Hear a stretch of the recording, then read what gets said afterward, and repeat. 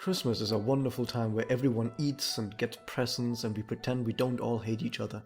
Hello everyone and welcome. Today on the chopping block is Christmas at Mikazuki Villa. This time the archive actually has the correct name.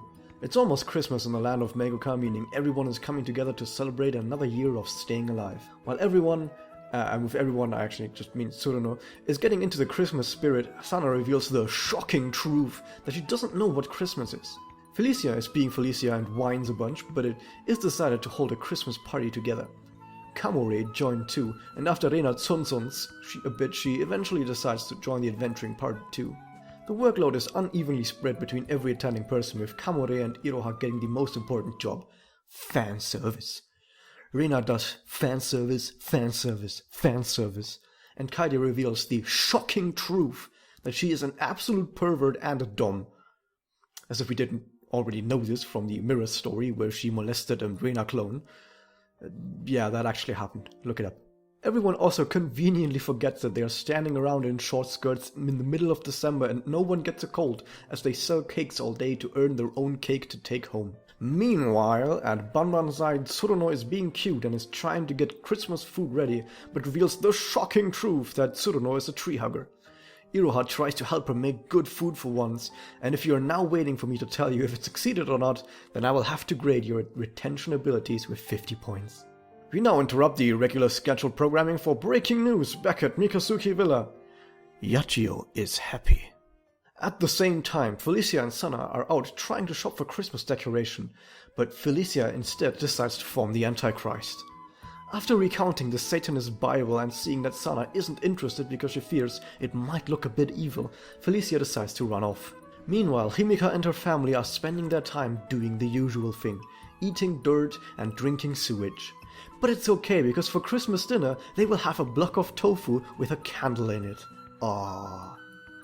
Hearing this, Crimbus Tomoe bursts through the door, puts her jukebox down, and Credence Justitiums her way to Himika as she says her signature catchphrase, "Merry Crysis, it's Crismum, I'm Saannnn," as Himika slowly backs away and calls the cops. Saint Mommy, however, makes Himika wish upon a miracle and then runs away to evade the cops. And by the miracle of nice neighbors, Himika actually gets gifted a cake and is happy. Now Himika finally has something as a side dish next to her tofu block. Yay! Meanwhile, in less happy news, everyone is worried about Felicia. But don't worry, everything gets better when Boobies shows up and the two have a heated fight, leading to Felicia running away. Oh sorry, did I say gets better? I meant gets worse. Felicia is out on the streets and meets a useless character that makes her remember her parents, who are very much dead. The raging tsundere has a nice scene as well, but let's ignore the unimportant characters, because Saannnn has an epiphany where to find Felicia, and of course she splits up from the search party to find her. The two of them have a nice scene together, but suddenly even bigger Boobies shows up and tells them to look up. No, really, look up. I said, look up! Everyone sees the stars, and apparently the stars are so awesome that everyone is happy again as they notice Santa has fled the scene to evade the cops again. Iroha catches up with the two and Felicia reveals that Christmas reminds her of her dead parents, and also witches, which makes her very sad, but Iroha is like, lol, just come to the party, okay? And Felicia is like, wow, all my problems are solved! Thank you so much, Iroha, even though you didn't actually do anything! Felicia rejoins the group and they have a great party where everyone is happy. Eventually, snow falls over Kamihama as we see Rikaren being gay together, Karen being on her way home from Alina's house, Kako secretly plotting to take over the world with her Organization 13, two of the Azuleas being happy together as Konoha is about to literally kill Winter in a blind rage, and of course Masakoku are gay together too. Merry Chrysler. Okay, time for some lore and discussion, but as a little warning, this section will feature spoilers to some Magical Girl stories. Actually, all of these sections so far in all the Storytime videos were like that, but I didn't mention it so far. This time we will have a heavy focus on Felicia's backstory and a lot of discussion surrounding that, as well as a little bit of Saann's backstory as well. Now we see Felicia being sad and torn over celebrating Christmas, and it makes sense that she has an aversion to it, for we know that she, for example, likes cows so much because her best memory she ever had with her parents was when they were visiting a farm and she saw some cows. So it stands to reason that Felicia didn't have many great memories of her time with her parents, but the positive memories that she does have, she clings onto, and they shape the very core of her being. You could say she's very impressionable by these positive memories.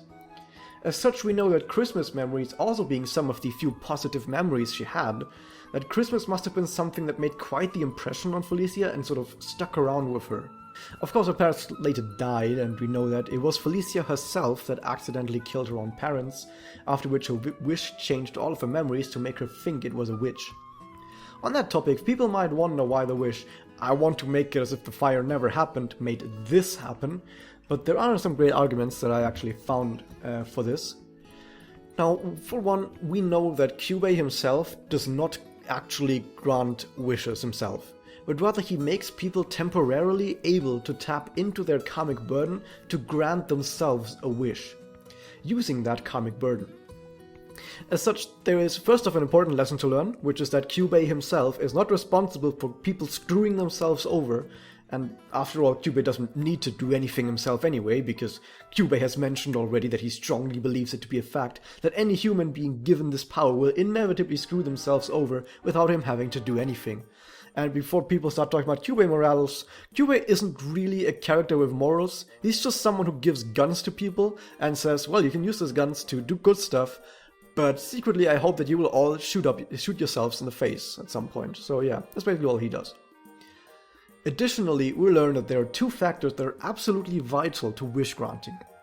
The character's karmic burden, which gives a boundary to the power of the wish granting, as well as the intention of the character that molds the wish into the desired shape. In Felicia's case, there are two ways her wish has gone wrong. First off, she didn't have enough karmic burden to wish both her parents back to life and also undo the destruction the fire created. I mean, how would she have that much karmic burden? She's just a little kid, so the wish could not fulfill that part. And secondly, if you've paid attention to how Felicia acts, she's a rather bratty kid who loves to run away from any sort of responsibility for anything, and as such it is highly likely that even though Felicia worded her wish in a certain way, what Felicia actually really wanted to do was to give someone else the fault for killing her parents. It is extremely likely that Felicia, having realized that she just did what she just did, had a stronger desire to push her guilt onto a scapegoat than to revive her parents. With all of this in play, her wish, for one, undid the fire, but also rewrote Felicia's memories of what happened and gave her a burning desire to hunt witches. Now back to the Christmas story, it is also a likely theory that one of the reasons why Felicia is so sad on Christmas when she remembers her parents and witches is that it might be possible for her that deep inside that she knows that she killed her own parents, and even if she could never really be consciously aware of this, the amount of guilt this unconscious knowledge might create would very much lead to Felicia being this sad on Christmas, even if she doesn't fully understand why. On the side of Saanna, we know that Saanna has always been neglected by her parents, and both her parents only really cared for her brothers, meaning it's possible they didn't even give Saanna any Christmas presents or let her take part in any Christmas festivities. It's also possible that Saanna literally spent each Christmas either walking around town or staying in her room. If that is indeed the case, it becomes also very likely that her parents might not have even told her about Christmas in the first place, and instead made Saanna stay out of the house or locked her in her room during Christmas Eve. This might sound a bit extreme, but these are Saanna's parents we're talking about, the same parents that literally told their daughter she's not part of the family anymore and that they don't give a shit about her.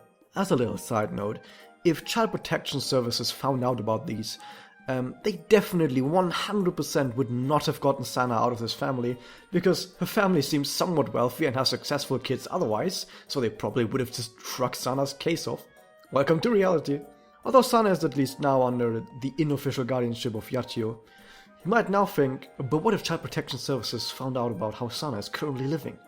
But I don't think they or anyone else ever would, because Saanna has officially not been seen by anyone for probably well over a month, and since her parents don't really care about her either, they either don't realize she left, or they did realize but didn't call the cops or anyone else because they don't give a shit. And even in school, it seems like no one actually seems to care.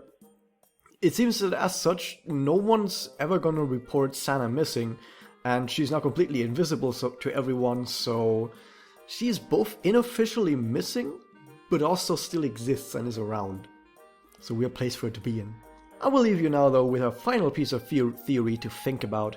We know magical girls can both learn to improve and better control their magic, as well as learn new kinds of magic. Homu did this to heal her eyes, and Karin did this in her MSS to learn Candy Death Squall.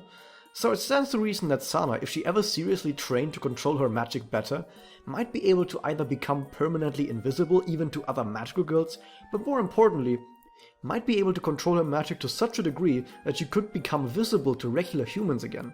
Think about that for a minute. But maybe it's best the way it currently is, because her current ability makes her the perfect magical girl detector, since only magical girls can see her. Well, that's the end of this. If you enjoyed this and want to see more, hit the subscribe button, because I'm doing a lot more of these, and you'll be notified when a new installment comes out. It's actually a bit sad that Saanna is not going to end up with Iroha, because Yachio has already claimed Iroha. But don't worry, because Saanna's true ship is Manaka.